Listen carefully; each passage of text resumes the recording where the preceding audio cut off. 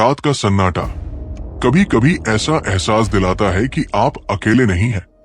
कुछ आत्माएं इंतजार करती हैं, सालों से, वहीं जहां उनकी अधूरी कहानियां छूट गई। लेकिन क्या हो अगर वो सिर्फ इंतजार नहीं कर रही हो? आज मैं आपको एक ऐसी मुलाकात की कहानी सुनाने जा रहा हूं जो मुझे आज भी सोने नहीं देती। उस रात करीब 10 बजे थे। मैं ऑफिस से घर लौट रहा था। हमेशा की तरह मैंने वही रास्ता लिया जो पार्क से होकर गुजरता था। पार्क में घना अंधेरा था, सिर्फ स्ट्रीट लाइट्स की मरमरी रोशनी जमीन पर टुकड़ों में गिर रही थी। लेकिन उस रात कुछ अलग था।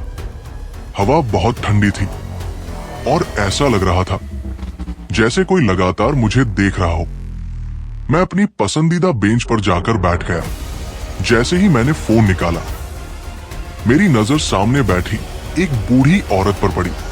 सफेद साड़ी, झुर्रियों से भरा चेहरा और आंखें अंधेरे में घूरती हुई।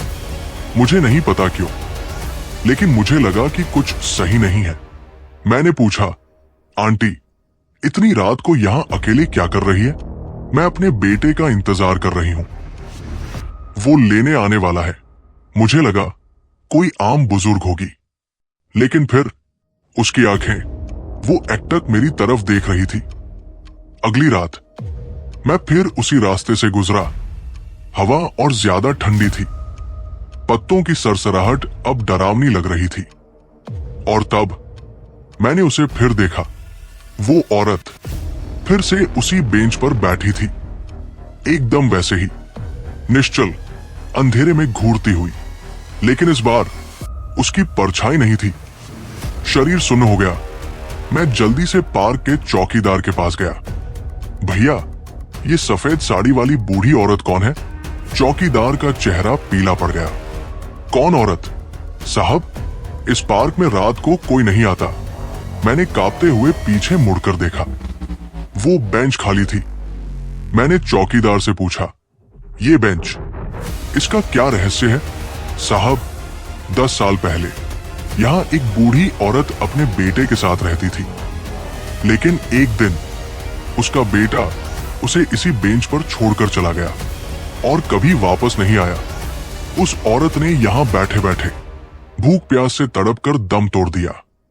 लेकिन वो आज भी अपने बेटे का इंतजार कर रही है।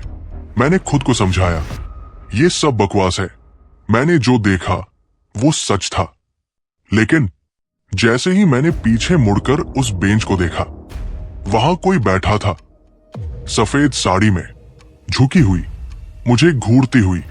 मेरा दिल जोर जोर से धड़कने लगा। मैंने धीरे धीरे पीछे हटना शुरू किया और तभी बेटा, उसकी आंखों से खून टपक रहा था। उसके होंठ फट चुके थे और अब वो उठ रही थी।